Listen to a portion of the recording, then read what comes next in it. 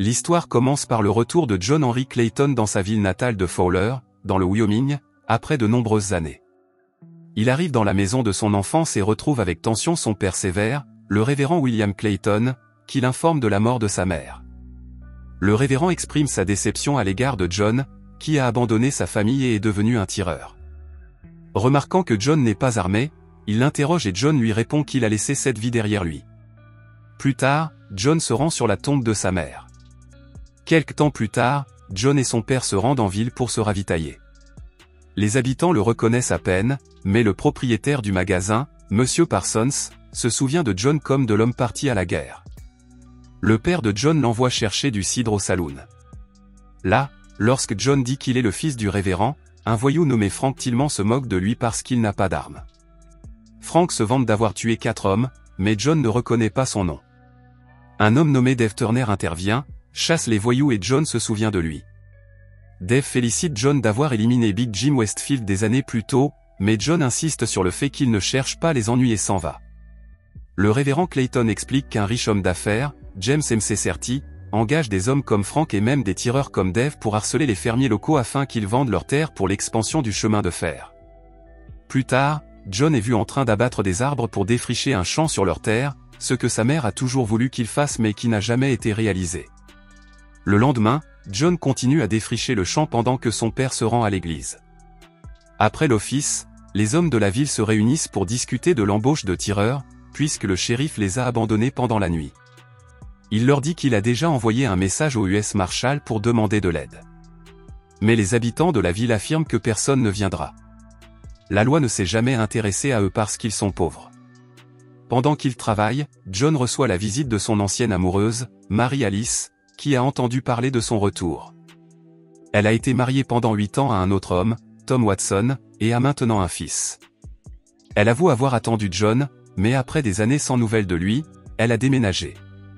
Pendant ce temps, en ville, Frank et sa bande prévoient de menacer Daniel Peterson pour qu'il vende ses terres. Cependant, Peterson se présente en ville et Frank le bête sauvagement devant tout le monde. John est témoin de l'agression et intervient calmement, demandant à Frank d'arrêter pour qu'il puisse ramener Peterson chez lui. Lorsque Frank le défie, lui demandant ce qu'il va faire, John répond simplement qu'il ne fera rien. Frank le laisse emmener Peterson et les habitants l'aident. Ce soir-là, au dîner, John semble perturbé par les événements de la journée. Il se confie sur son séjour à la guerre, s'interrogeant sur l'existence de Dieu après avoir vu mourir d'innombrables hommes bons et craignant Dieu. Son père, irrité, accuse John d'avoir choisi cette voie et d'être allé à la guerre pour tuer. Le lendemain, Dave, Frank et leur bande arrivent à la ferme de Peterson. Peterson se défend avec un fusil, mais Dave tente de le raisonner calmement, l'exhortant à penser à sa femme et à ses enfants s'il meurt. Peterson semble baisser sa garde, jusqu'à ce que Clyde, l'un des hommes de Frank, lui tire dessus de façon impulsive. Clyde se moque de Dave, lui demandant s'il a déjà tué quelqu'un ou s'il lui a simplement parlé. En réponse, Dave tire sur Clyde et défie les autres, mais personne n'ose parler. Après les funérailles de Peterson, les habitants envisagent d'offrir $200 à John pour qu'il les défende, mais le révérend William refuse fermement au nom de John, insistant sur le fait que ce dernier a laissé cette vie derrière lui. Pendant ce temps, Dave rencontre McCarthy pour discuter des actions de Clyde. McCarthy n'est pas inquiet. Il est satisfait et note que la veuve de Peterson et 2 autres familles ont accepté de vendre leurs terres. McCarthy fait l'éloge des méthodes agressives de Frank, mais dit qu'il a toujours besoin de Dave au cas où John déciderait de prendre les armes. De retour à la ferme, John continue de nettoyer le champ et se dispute vivement avec son père. John l'accuse d'être déçu que ce soit son frère William qui soit mort et non lui. Le révérend Clayton le nie et dit à John que ce n'est pas ce qu'il ressent. Ailleurs, Frank et sa bande tentent d'intimider Monsieur Chadwick à son domicile. Mais les habitants de la ville leur tendent une embuscade, tuant l'un des hommes de Frank. Les survivants, dont Frank blessé, s'enfuient. Réalisant que quelqu'un a dû divulguer leur plan, Frank soupçonne un traître parmi eux et exécute immédiatement l'un de ses hommes sur place. John rend visite à Mary Alice chez elle et ils se remémorent leur passé. Avant qu'ils ne partent à la guerre, elle lui avait donné un ruban rouge tiré de ses cheveux, lui demandant de le lui rendre s'il avait encore des sentiments pour elle. John lui dit qu'elle a eu raison d'épouser Tom et part discrètement. À leur insu, Tom est témoin de ce moment. Ce soir-là, avant d'aller se coucher, Tom interroge Marie-Alice sur ses sentiments pour John. Elle le rassure en lui disant qu'il est son mari et qu'il n'a aucun regret. Plus tard, il est révélé que John garde toujours le ruban rouge caché. Le lendemain, Frank tue Chadwick. Peu après, la veuve de Chadwick vend le terrain à MC Certi, mais lui dit amèrement que lorsque quelqu'un le tuera, elle sera là pour cracher sur sa tombe.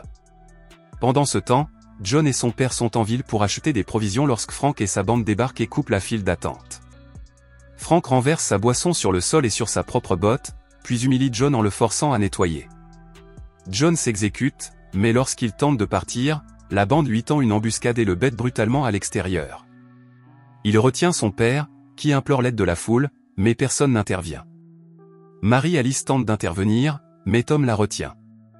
Elle insiste sur le fait que John est son ami et se précipite pour l'aider une fois que le passage à tabac est terminé. Elle et le révérend aident John à rentrer chez lui.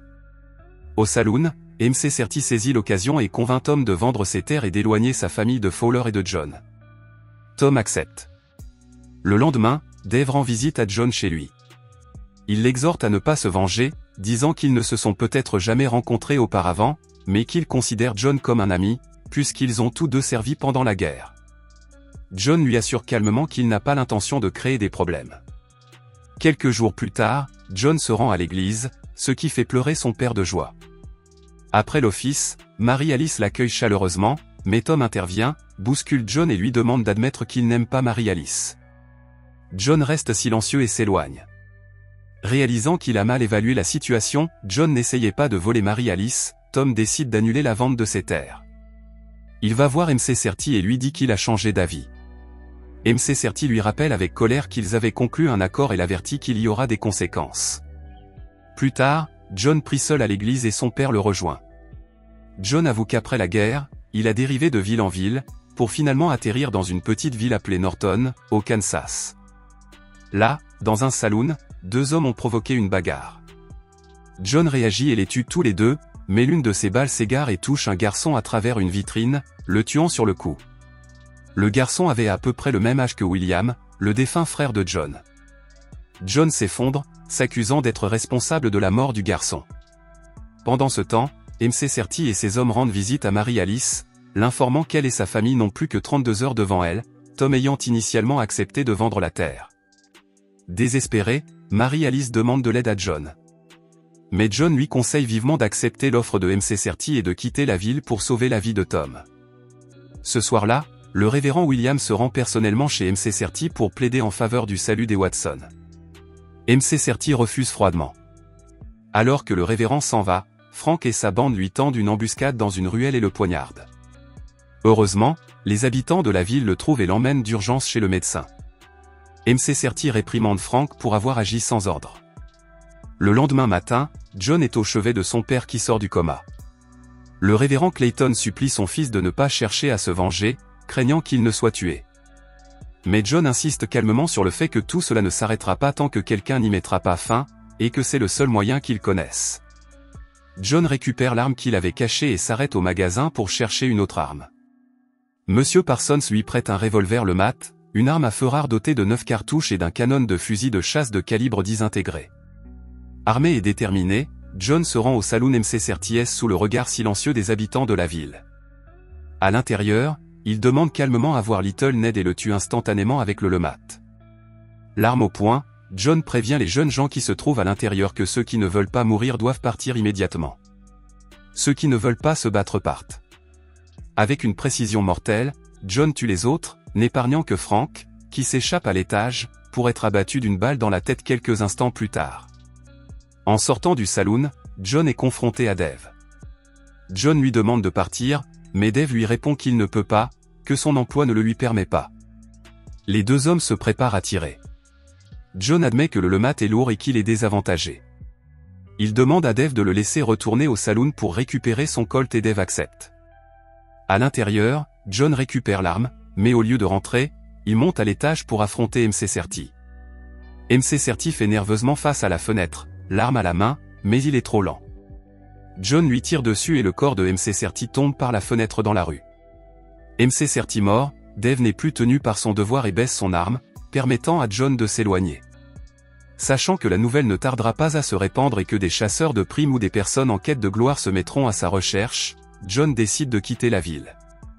Un an plus tard, à la mort de Marie-Alice, John n'assiste pas aux funérailles, mais un ruban rouge délavé est retrouvé attaché à sa pierre tombale.